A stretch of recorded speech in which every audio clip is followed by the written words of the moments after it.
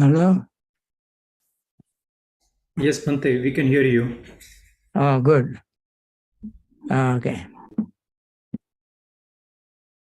Can you see the screen? Yes, Bhante. Okay, good. Okay, now uh, today we want to start with slide number 11 or 12. Okay, we were discussing the what you call let me see.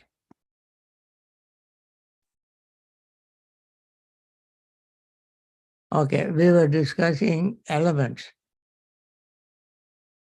Today we want to continue the fire element. Fire element, as you can see on the screen, येन च संतपति, येन च जीरयति, येन च परिडयति, येन च असित पीत कायित साहितं सम्मा परिणामं गच्छति, young अपनन्यपि किंचि अध्यत्तं अच्छत्तं तेजोगतं उपाधिनं अयं उच्यते भिक्खु Ajjatika tejo dhatu. That meaning is given there, that by which one is heated, by which one grows old, by which let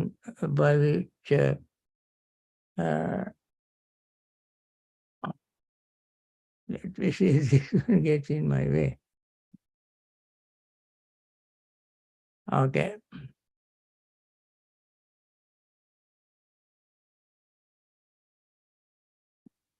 Okay. One is burned up, by which one is eaten, drunk, chewed, and tasted, gets completely digested, or whatever else there is that is inside in oneself, that is fire, or has become fiery and is attached to that monastic monks, is said to be the internal fire elements. What we discussed was the characteristic of fire elements. There is no way to know the fire elements without knowing the characteristics. We know fire is radiating, but in addition to it also does other functions that we experience.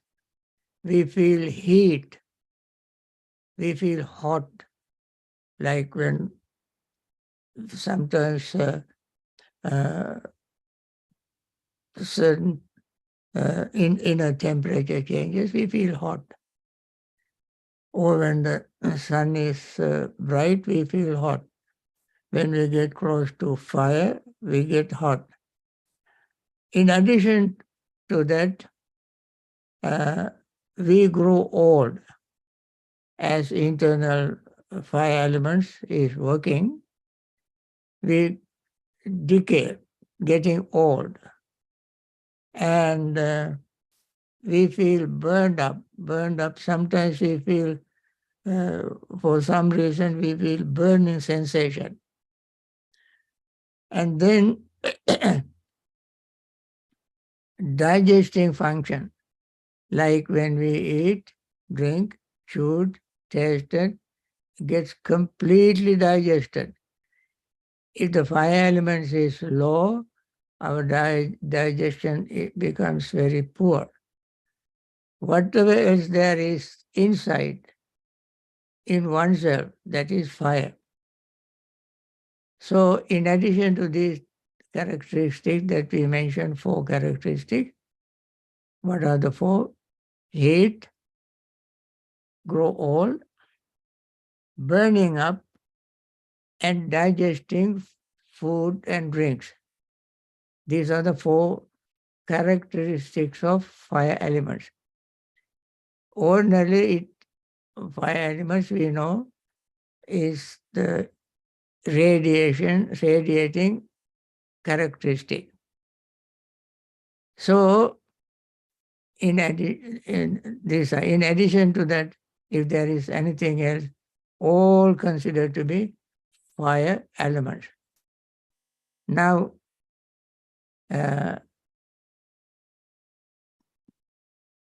and Buddha said, in addition, now that which is internal fire elements and that which is external fire elements is only the fire elements. Buddha is directing us towards the practicing of meditation using the elements. Having said this, Buddha said, this is not mine. Whether it is external fire elements or internal fire elements, is not mine. Because of the presence of fire elements, all these things happen. Like digesting food, getting old, we feel hot, and so forth. But none of them is mine. Why would they call it not mine? Because if it is mine, if it is mine, I should be able to control it, adjust it, like a thermometer we adjust. We know room temperature we adjust. When you drive in a car, when the temperature is high, we can adjust. Like that, our internal bodily fire elements, we should be able to adjust. We don't have thermometer to turn in our body. When it is hot, we cover ourselves with we open windows and so forth. When it is cool, we cover it with blanket or something, or go close to fire, burning fire, or go to heater, and so forth. These are the things we do temporarily, but as soon as we get out of that place, the fire elements work in its own way. I am not this. Fire elements is I, not I. And this is not myself. Fire elements is not self. Now, what did we get out of these 3 statements? This is not mine. I am not this. This is not myself. When we say this is not mine, our craving fades away.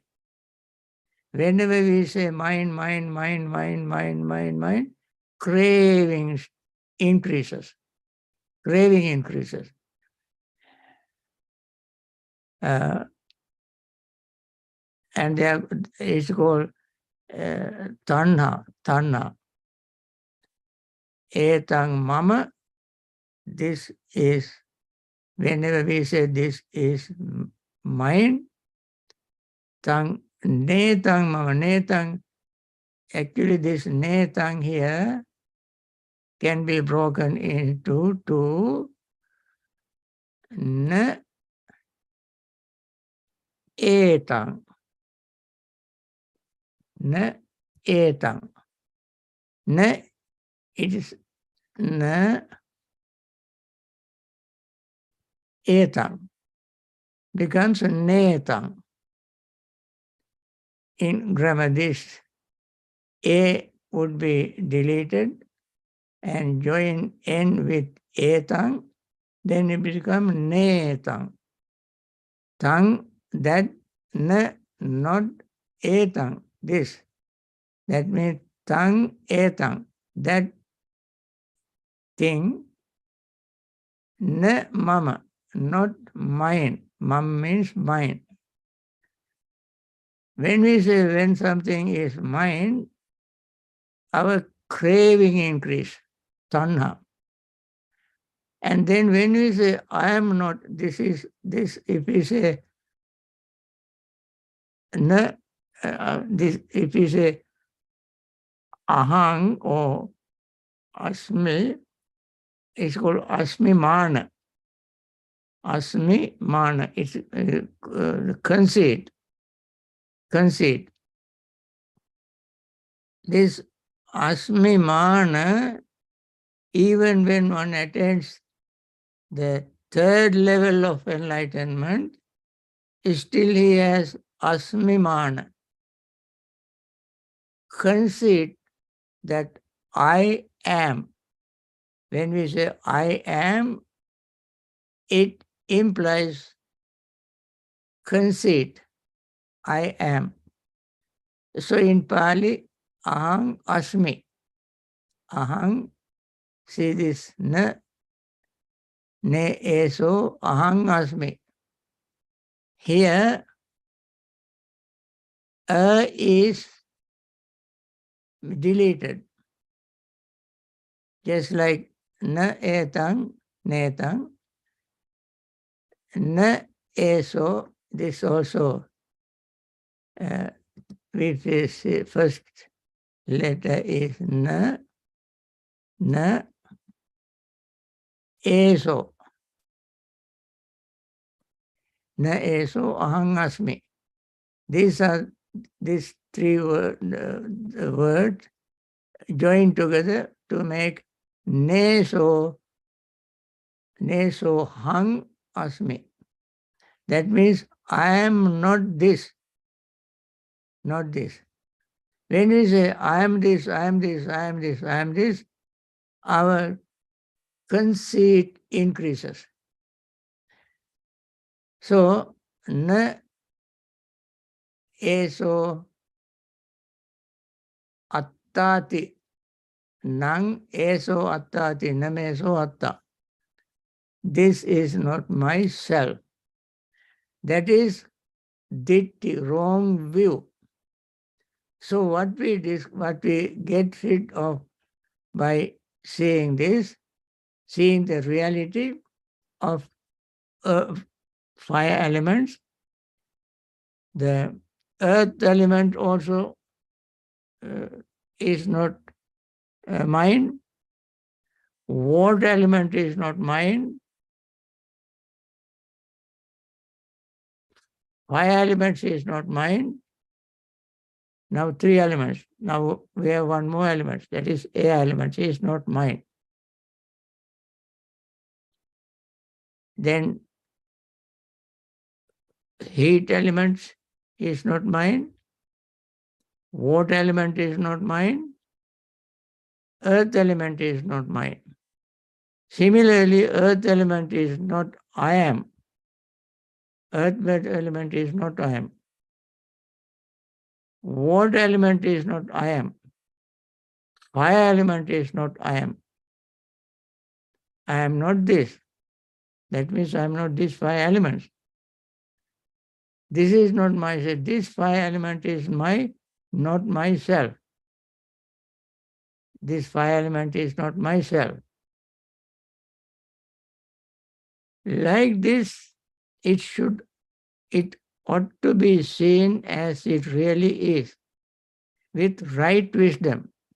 Now, fire element, earth element, water element, fire element should be seen as it is. Nothing more, nothing less. It should be seen in exactly the way it is.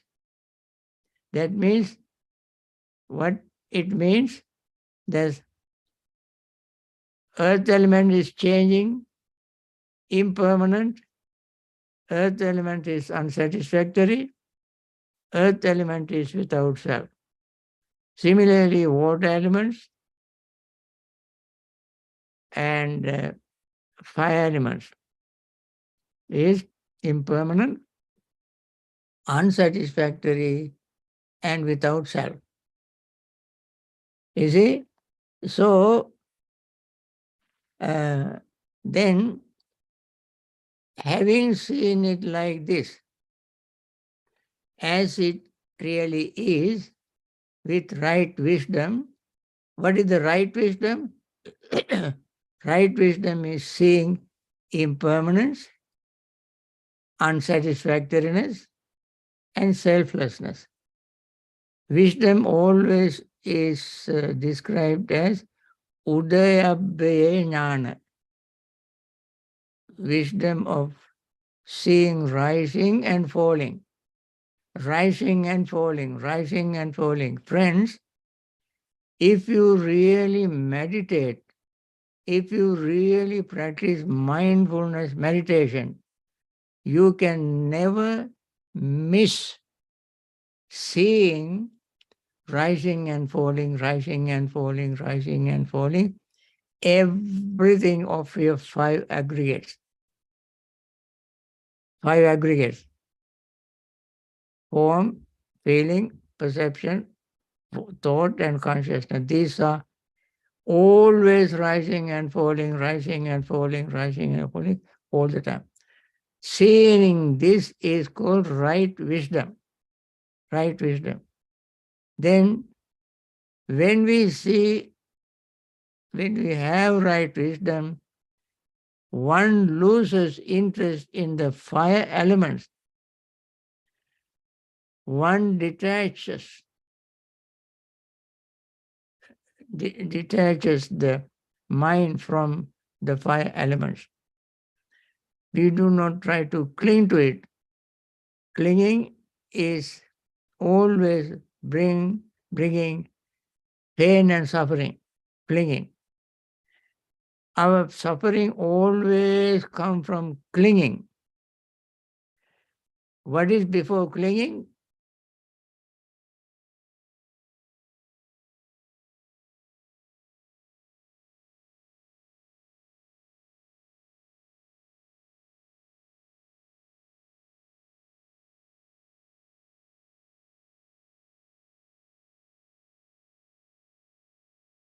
Cling.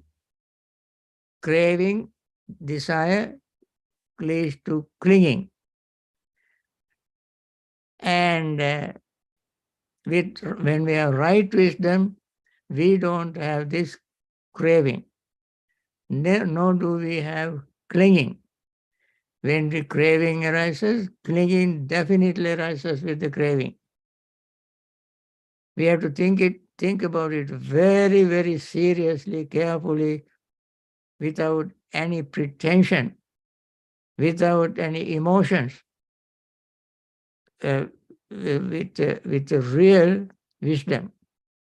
And then, and what monastic is the wind element? This is the fourth element. In this section, we are talking, this whole series, we are talking about 6 elements. Ordinarily, people talk about 4 elements. In this section, we talk about 6 elements. Now, what is the fourth element? And what monastic is the wind element? 4 basic elements is earth, water, air, fire. This is the fire elements. Fire elements, the wind element may be internal or external. And what monastic is the internal wind element? Whether internal, or what you call air element is the internal element. Now that which is internal wind element, what is that? That which is, then there is external, wind element. That which is the external wind element is both only the wind elements. Wind elements. And we have to understand the wind elements. What is that? Element goes up, elements goes, air goes down.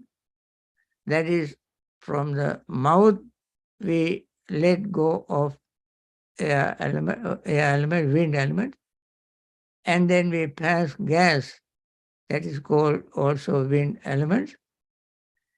And in the bowels there is a wind element, and in the belly there is wind element, and wind that goes through the limbs is air element, and the breath in and out breath is air elements. So there are 6 characteristic of or function of air elements. What are the 6 elements? Wind goes up, wind goes down, wind is in the bowel, wind in the belly, wind that goes through the limbs, and inhaling and exhaling. These are the 6 functions of the wind. And Buddha said, whatever else there is that is inside, in oneself, that is wind or has become windy and is attached to this, this is said to be the internal wind element. This wind elements in our body functioned in this way, and it continues to keep working as long as we have breath. Now that which is internal earth element and that which is external earth element is only earth element. Just imagine like earth, water, fire. They are inanimate. They don't have anything in it. And they are just elements. They are just elements. And therefore, one must mindfully look at these elements. In wind elements also, this is not mine. I am not this. This is not myself. If the wind is mine, I should be able to control wind in whatever way we like. But we cannot do that. It does its function by itself. And therefore, I am not this. This element is not I. And therefore, this is not myself. Again, we think in terms of craving, conceit, and wrong view. This is not mine. That means we reject our possession ownership. This I am not. We reject our notion of I. This is not myself. We reject that this has a self. Now, why would the Buddha wanted to tell all these things to us? Because when we understand that this is not mine, this I am not, this is not myself, we can reduce our conceit, our pride, our craving, and wrong notion of self. These 3 things can make us very, very unhappy, miserable. Like this, it ought to be seen as it really is with right wisdom. What is right wisdom? Seeing rising and falling. Wind is rising and falling, rising and falling. For instance, at least we notice one thing, one part of wind or one of the functions of wind is inhaling and exhaling. It is rising and falling, rising and falling, rising and falling, rising all the time. Like this ought to be seen as it is with right wisdom. Having seen it like this, as it really is with right wisdom, one loses interest in the wind element and distract the mind from the wind element. Because of our interest in any element, because of our attachment to any element, we suffer. Attachment is of any form is suffering. And then there is another element, element number 5. What is the fifth element? Fifth element is uh, space elements. Space elements. And what monastic is the space elements? The space element may be internal or external, just like before we mentioned. And what monastic is the internal space elements? Whatever is inside that is space has become spacey and attached to like this. Buddha gave simile examples. Ear holes. We have ear holes for air to go through, sound to go through. Nose holes, doors of the mouth, when we when we eat, we have to have some space for the food to go through. And that which what is eaten, drunk, chewed, and tasted is swallowed. That is our esophagus, throat. That food goes to the stomach. Food, drinks, and so forth. There has to be space. And then that place where what is eaten, drunk, chewed, and tasted settles. And the lower part by which that which is eaten, drunk, chewed, and tasted goes out. The stomach, the first sentence talks about the stomach, where the food is held, and keeps churning, mixing with, bile ducts and gas and so forth. And it'll be churning, turning, making now sometimes sound, sometimes no sound.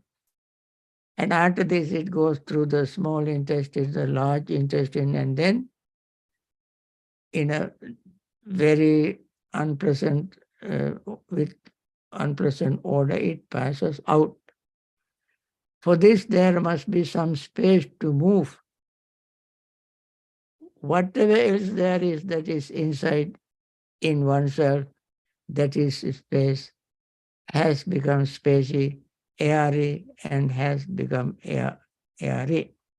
Now, for instance, we have sweat pores, which is not mentioned as sweat pores. And then this sweat must come out of the body through these pores.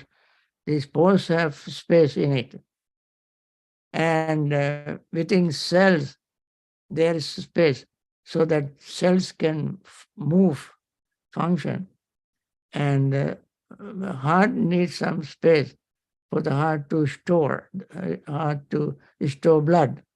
Lungs need some space for the air and the blood to come and store for a very, very tiny little moment until they are ready to function, move around. Like that, there are spaces. And then the Buddha said, open has become open, untouched by flesh and blood, and is attached to. So wherever the opening is, however little it is, however small it is, and sometimes open and close and open, and there has to be untouched by flesh and blood, untouched by flesh and blood, because flesh has to function, expanding, contracting, hardening, softening, and blood needs some space to move through the arteries, capillaries, and veins, and so forth. All this has to have space. All these are called space elements. And then the Buddha's monastic is said to be the internal space element. Now, exactly as before, that which is internal or external elements, and that is external space element, is only space element, whether it is internal or external. It is just space element. And this element also is not mine. I am not this. This is not myself. This is the mindfulness meditation sentence. These three sentences, because we are talking about how to meditate on the elements. This is how we use the elements to meditate.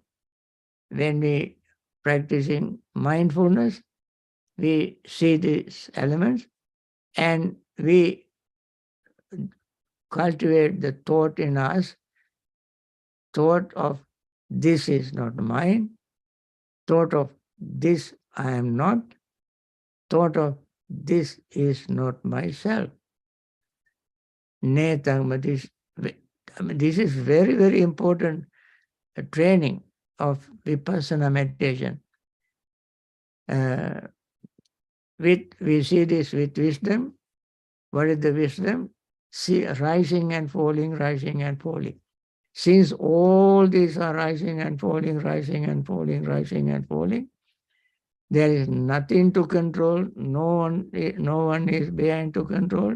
Therefore, this is not mine. Therefore, this I am not. This is not myself. So we repeat this over and over and over again, not verbally, loudly, but mentally. We cultivate our mind, our perception, our consciousness, our thought. We must cultivate this way to see them exactly as they are. We talk about seeing things as they really are. This is how we do it.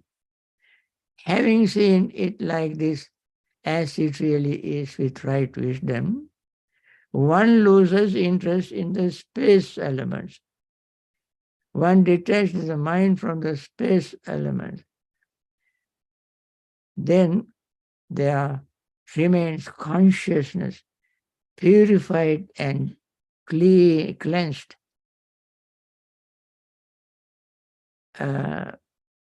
What is consciousness? Consciousness, what does one cognize with that consciousness? Consciousness is the thing that cognize. Repetition of cognize is to recognize. The function of consciousness is to cognize. Vijnana, in Pali, vijnana. The function of vijnana is to cognize. And we don't use cognize. We use most of the time recognize, because cognize appears and disappears very quickly. Then we have to recognize. And that's what we are doing all the time. What do we recognize? Buddha gives simile, examples. One recognizes pleasantness, sukhang, pleasantness. One recognizes pain. One recognizes neither painful nor pleasant feeling. You see, one recognizes all this. And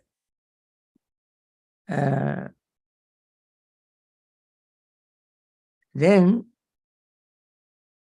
one recognizes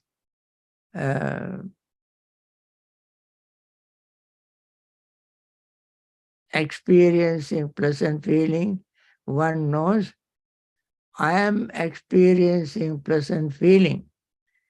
Although we use the word I am, in a previous section we learned this I am not. And yet here we use the word I am.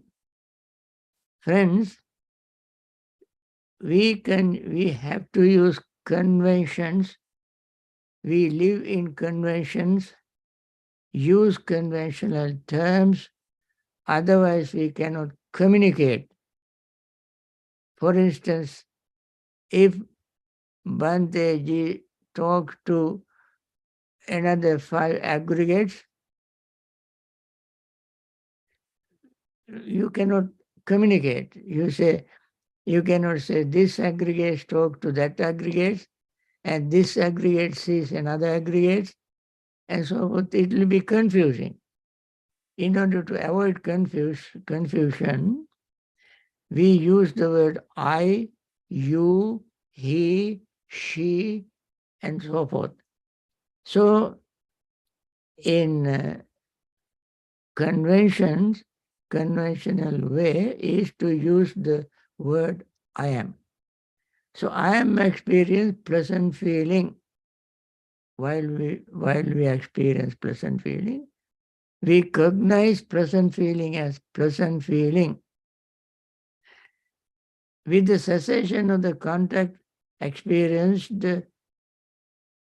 as pleasant, whatever feeling arises from that is to be experienced as pleasant. The contact arising conditioned by pleasant feeling, that ceases. That is allayed, that he knows. This is very important passage to remember. Now, we recognize the feeling, pleasant, unpleasant, neutral, or neither pleasant, unpleasant. And while experiencing pleasant feeling, without using words, expressing, talking, mentally, quietly, we recognize it, cognize it. I am experiencing pleasant feeling. When pleasant feeling, how pleasant feeling arises? Because of the contact. First, contact. When the contact disappears, pleasant feeling disappears. Pleasant feeling does not arise from any contact. Pleasant feeling arises from the contact of pleasant objects. When we have eyes and visual objects would be before our eyes, if the visual object itself doesn't have pleasantness or unpleasantness or anything, it is just a visual object.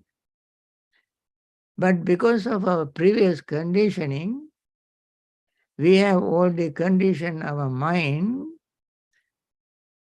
to believe that this is pleasant. We have chandaraga, desire and attachment to certain object. When that object is before our eyes, we see, we say, I am experiencing present feeling because of that object. That can be a tree, animal, man, woman, girl, boy, child, anything that we experienced first and had the chanda raga, desire and attachment. We see a little girl. If we like the girl, we have chanda. And then we have attachment. We see a little boy. We like the boy. So we have chanda, desire, and attachment. We see a girl, man, boy, and so forth. And we see an animal. Certain animals we like, and certain animals we like, attached to. Therefore, pleasant feeling arises when those objects are before our eyes. So I am at that time, one must say, I am experiencing a pleasant feeling. With the with the when the contact disappears, then with the cessation of contact, experience the pleasant feeling. Whatever feeling arises from that, that is to be experienced as pleasant feeling. When the contact arising conditioned by pleasant feeling. And then that ceases. What ceases? Contact ceases. When the contact ceases, that is allowed that he knows. Now, friends, I think there are a few more slides to bring out and discuss, but I don't think we have time for that. Let us do a little meditation as usual. And for now, we can stop this. And then tomorrow, we will have questions and answer time. From what we discussed today, please find any difficult thing, difficult part, and ask me question tomorrow. Today, I like to stop here and do some meditation together. Okay? Uh, by the way, I am giving this talk from a different location, and therefore the meditation, metta meditation passages, you don't see the screen, and metta conclusion of meditation passages also are not here. Somebody, somebody has put it here. Okay, very good. Okay, now we have this.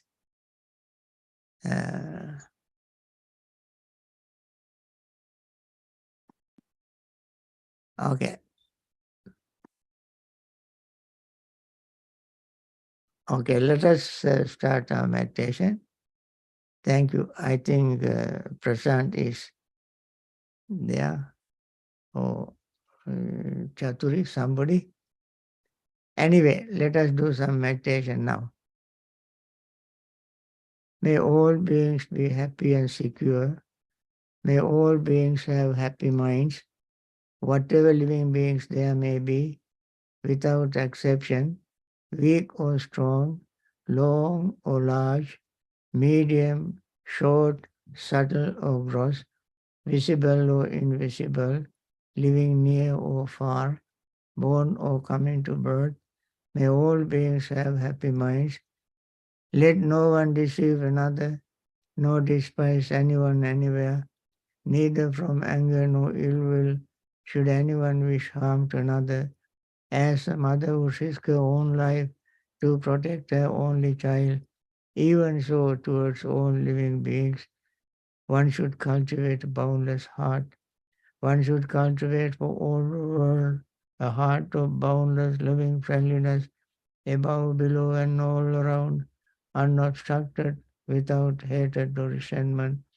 whether standing, walking, or sitting, lying down, or whenever awake, one should develop this mindfulness. This is called divinely dwelling here, not falling into erroneous views, but virtuous and endowed with vision, removing desire for sensual pleasures. One comes never again to birth in the womb. Okay, now let us meditate. Then I indicate the end. Uh, okay.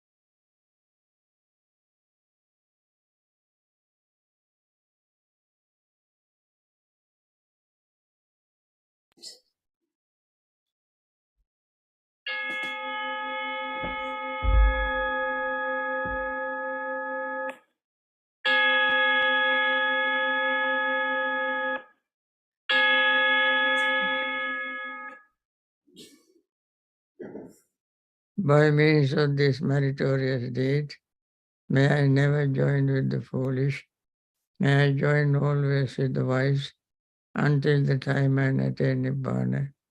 May the suffering be free from suffering, may the fear struck be free from fear, may the grieving be free from grief, so too may all beings be. From the highest realm of existence to the lowest, may all beings arisen in these realms, with form and without form, with perception and without perception, be released from all suffering and attain to perfect peace. Excellent, excellent, excellent. Dear friends, I want to end this session with my regular metta wish. May all those who are suffering in hospitals, taken care of by very compassionate doctors, nurses, and hospital staffs, may they recover very quickly, return to their normal health. May all the doctors and nurses and hospital staffs who are sacrificing their comfort, risking their life, and doing their wonderful service for humanity, may they also continue their service and practice Dhamma and attain liberation from samsaric suffering. May all those who have lost their loved ones and grieving, may they be free from grief and practice Dhamma, understand the nature of life, and through this understanding may they attain liberation from samsaric suffering. May those who are in war zones and various places where there are all kind of difficulties, problems, discriminations, and so on, may they find peace, solace, and comfort, and learn to meditate, practice Dhamma, and attain liberation from samsaric suffering. May all the world leaders who make decisions for the rest of the world in many ways find peace and find wisdom, understanding to help people in a most positive way so that they can relieve their suffering to some extent and then help them to find where to practice Dhamma and liberate themselves from samsaric suffering. And may all others whose categories I have not mentioned, including those who are participating in this very important Dhamma discussions, may they all, through the practice of Dhamma, gaining wisdom and insight, liberate themselves from samsaric suffering. Friends, thank you very much. I am giving this talk from not at Bhavana Society, but at different location, and therefore there may be some shortcomings and difficulties. I hope you understand that. Anyway, I'm thankful to you all for coming and participating. And it is in my host house. There are people who are ready to offer dana. I had to close this, and thank you very much. Thank you, Bante. Thank you, Sadhu, Bhante. sadhu, sadhu. Sadhu, sadhu, sadhu. Everyone Saranai Bhante, Bhante. thank you. Bye. Thank you, Bhante. Teruvan Saranai. Teruvan Saranai. To Bhante.